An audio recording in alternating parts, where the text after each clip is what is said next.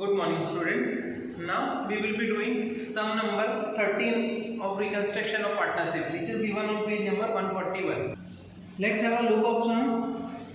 From the following information, pass journal entries and prepare revaluation account and a balance sheet after revaluation in the books of Sajan and Nirmi. So there are two partners, Sajan and Nirmi, and we need to prepare journal entries and revaluation account and balance sheet in their books. Balance sheet after revaluation. Sajan and Nirmi are partners sharing profit and loss in the proportion of in the ratio of 5:3. Their firm's balance sheet as on 31/3/2017 is as under. Balance sheet is given and then it is written. Partner decided to revalue assets and liability of the firm and do distribution of profit and loss ratio to 1:1.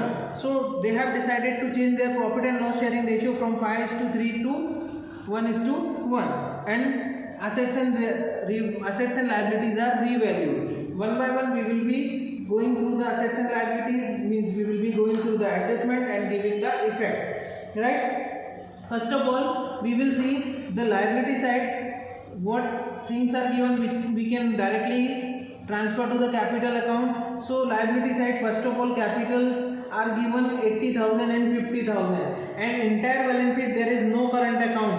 That means this is fluctuating capital method sum, and the liability means that capital account we need to prepare. We don't need to prepare current account over here. So let us see, in capital account we will be writing the opening balance of capital. Partners capital account by balance brought down. Sajan's capital is 80,000 and Nirmi's capital is 50,000. Next is general reserve. General reserve is 80,000. We are supposed to distribute. Here the calculation is 80,000. The old ratio, it will be distributed in old ratio. Old ratio is 5:3. Sajan 5/8, Nirmi 3/8, 50,000 and 30,000 respectively. In capital account it will be written like by general reserve 50,000 and 30,000.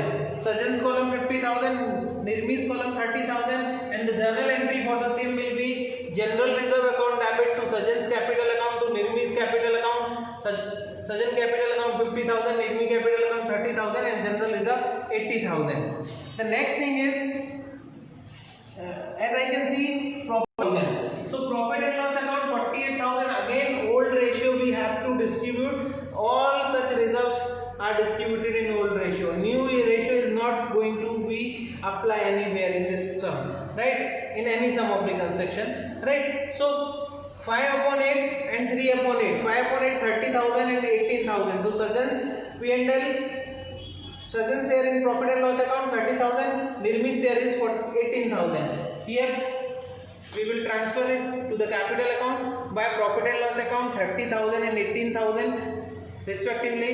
The journal entry will be profit and loss account debit to Sajan's capital account to Nirmi's capital account 48,000, 30,000 and 18,000. So here we distributed all the reserves. Let us have a look. Is there any revenue, any deferred revenue expenditure asset side? As we can see, there is no such deferred revenue expenditure. So don't need to do anything more in capital account right now. Now one by one we will be going through the adjustment and we will be giving effects accordingly. The first adjustment says the value of land and building is to be increased by 10,000. Now land and building, as I can see, it is given 1,40,000 in our old balance sheet. 10% is to be increased, that is a profit. So 10,000 of 1,40,000 will be 14,000, and as it is a profit will be credited to revaluation account. So here it is revaluation account credit side by land and building 14,000. What else? Here in asset side of balance sheet, land and building 1,40,000 inner column plus 14,000 increase 1,54,000 in outer column, and journal entry for the same will be land and building account debit to revaluation account 14,000. You will write the variation also being increase in the value of land and building due to revaluation. Okay. The second adjustment says the value of machinery and furniture is to be reduced by 40,000. Machinery and furniture is to be reduced. Okay. Machinery, I can see here, is given 80,000. 80,000, 40% of that we have to reduce. So 40% 40% of 80,000 will be 32,000. So machinery 32,000 we have to reduce. It is a loss, will be debited to revaluation account. Revaluation account, machinery account 32,000. 40% of 80,000, 32,000. And in balance sheet, it will be deducted from machinery. So machinery 80,000 minus decrease 32,000, outer column 48,000. The next adjustment was regarding, the same adjustment was regarding furniture also. 40% furniture's value we have to reduce. Furniture is given 30,000, so 40% of 30,000 will be 12,000. So 12,000 here revaluation account debit side to furniture account, right? And in balance sheet furniture 30,000 minus 12,000, outer column 18,000. Now for this adjustment we will pass a combined entry. The combined entry will be revaluation account debit 44,000. How come 44? Let's see. To machinery account, machinery we have to reduce by 32,000. To furniture 12,000. The total of both 44,000. Okay, and we will write the narration that being decrease in the value of machinery and furniture because of revaluation. Next, rupees 1,000 bad debts reserve on debtor is not required. Adjustment number 3. Rupees 1,000 on bad debts reserve on debtor is not required. Bad debts reserve on debtor, if you will see your balance sheet, it is already given 1,500. It is mentioned here in adjustment that 1,000 is not required. That means from 1,500 we need to bring it to 500. 1,000 is the reduction in bad debts reserve. Now bad debts reserve is a provision, and when there is a reduction in provision, it is a profit. What it is? It is a profit. So it is to be credited to revaluation account as it is here. You can see by bad debts reserve at the credit side of revaluation account 1,000, and journal entry for the same will be bad debts reserve account debit to revaluation account 1,000. And let's see how we have to show it in balance sheet. Balance sheet debtors 40,000. Earlier BDR was 1,500. Now we have reduced BDR by 1,000. So how much BDR we will deduct? 500. Earlier it was 1,500. BDR has to be reduced by 1,000. So we will be reducing, and we will be making a provision. Here we will be keeping a provision only 500. So 40,000 minus 500, 39,500. Let's see the next adjustment. Adjustment number 4. Rupees 1,500 repairing expense is required for stock. If any asset required any expense, especially stock, that means we have to reduce the value of that asset by that much of amount of expense. Here it is given that stock needs a repairing expense of 1,500. That means we need to reduce the value of stock by 1,500. Okay. Now stock is an asset. We need to reduce its value. That is a loss. So it will be debited to revaluation account. Here it is stock 1,500, debit side of revaluation account. Stock how much? 1,500. And in balance sheet stock 31,500 minus repairing expense means reduce the value, so 30,000. And journal entry for the same will be revaluation account debit to stock account 1,500. Next adjustment. Rupees 1,500 out of creditor now not to be paid, which is to be recorded in the books. Creditor is a liability and we don't need to pay our liability. That means it's a profit, right? As it is a profit, so it's supposed to be credited to revaluation account. 1,500 rupees. Here it is. Why creditors 1,500 not to be paid. And liability side in balance sheet, creditors are already 32,000 minus not to be paid 1,500, outer column 30,500. And journal entry, as it is a profit, so entry will be creditors account debit to revaluation account. Creditors account debit to revaluation account 1,500.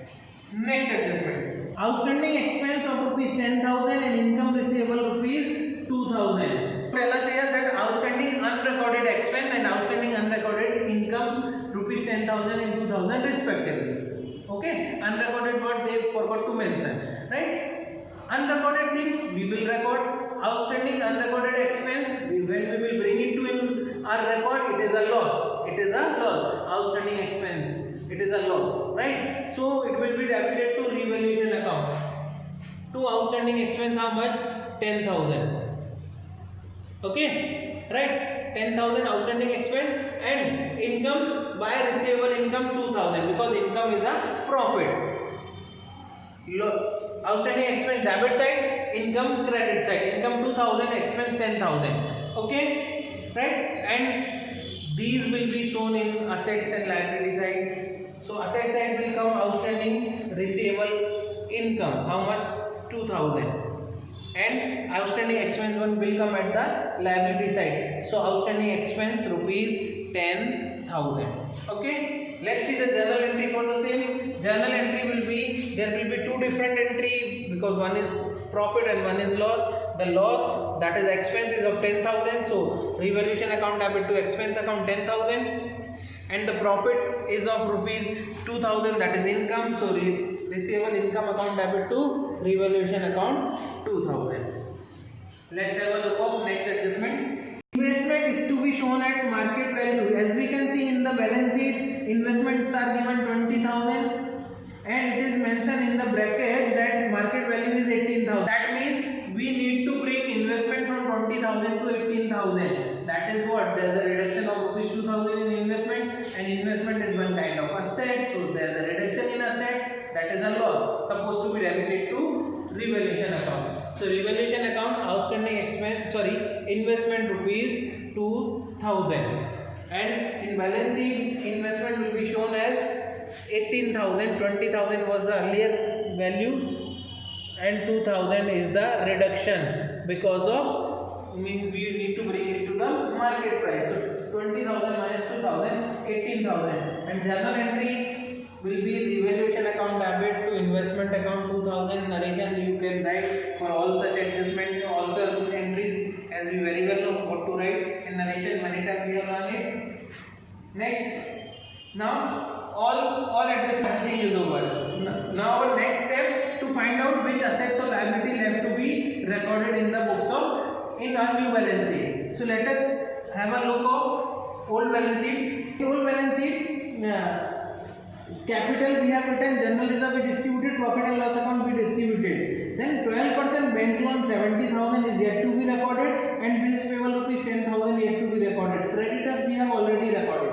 Okay, so two items from liability side we have to record directly in our new balance sheet after revaluation. 12% bank loan 70,000 and bills payable 10,000. Let's have a look.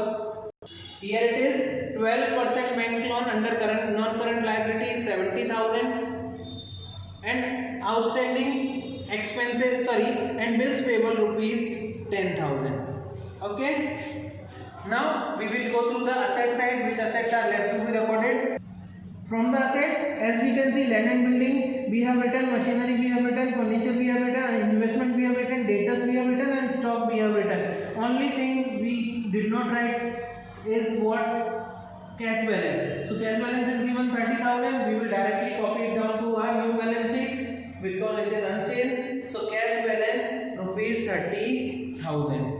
So here we have completed with everything. Now we need to close our accounts accordingly. First of all, we will be closing our revaluation account. When I make the total of revaluation account, the total of debit side comes 57,500. Total of debit side comes 57,500, and that is of credit side 18,500. So the difference is 39,000, and that difference is debit balance. Debit total is more than credit total. Debit total is more than credit total. So 39,000 is a loss on revaluation, which is to be distributed among both the partners in their old profit and loss sharing ratio.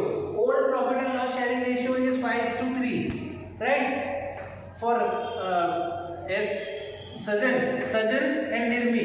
Sajan 5/8, Nirmi 3/8. 39,000 5/8 24,375, and 39,000 3/8 14,625. So this will be recorded. This is a distribution of loss. Let's see how to write in revaluation account. This revaluation account 39,000 is the difference. We have seen the distribution. In Sajjan's lost 24,375 and Nirmi's lost 14,625. Earlier total of debit side was 57,500, credit side it was 18,500. That's why there was a difference of 39,000. So this is the distribution of loss. Now this loss will be debited to partners capital account. As this is a loss, this will be debited to partners capital account. So that's why we have written partners capital account. So from here it is transfer here to revaluation account, respective column 24375 14625. Okay, now revaluation account is closed. We need to close partners capital account. As we can see, partners capital account here, credit side, let's take a look of Sajjan's column. Sajjan's column total of credit side is 1,60,000 and debit side only one amount is left is there, that is 24375. So difference of 2 will come 1,35,625, which is the closing balance of capital of Sajjan. Nirmi's total is 98,000 and debit side only one amount is there, that is 14625. So the difference of 2 will be 83,375, which is the closing balance of Nirmi. That is what, this is the closing balance of capital of Sajjan and Nirmi, 1,35,625 and 83,375 respectively. This will be carried forward to the balance sheet. From here we will write them in our balance sheet which is prepared after revaluation. So here capital account Sajjan 1,35,625, Nirmi 83,375. Total of 2 will be 2,19,000. Now everything is over. Finally we will be making total of this balance sheet. So when I make the total comes both the sides 3,39,500. 3,39,500. Both the side, asset side as well as liability side. So this is all about sum number 14. Here I have written everything and I am also going to send you the pics. Right? The problem is only I have not written narration, so that you will be writing by yourself. Without narration your entries will not be accepted. Okay? Thank you.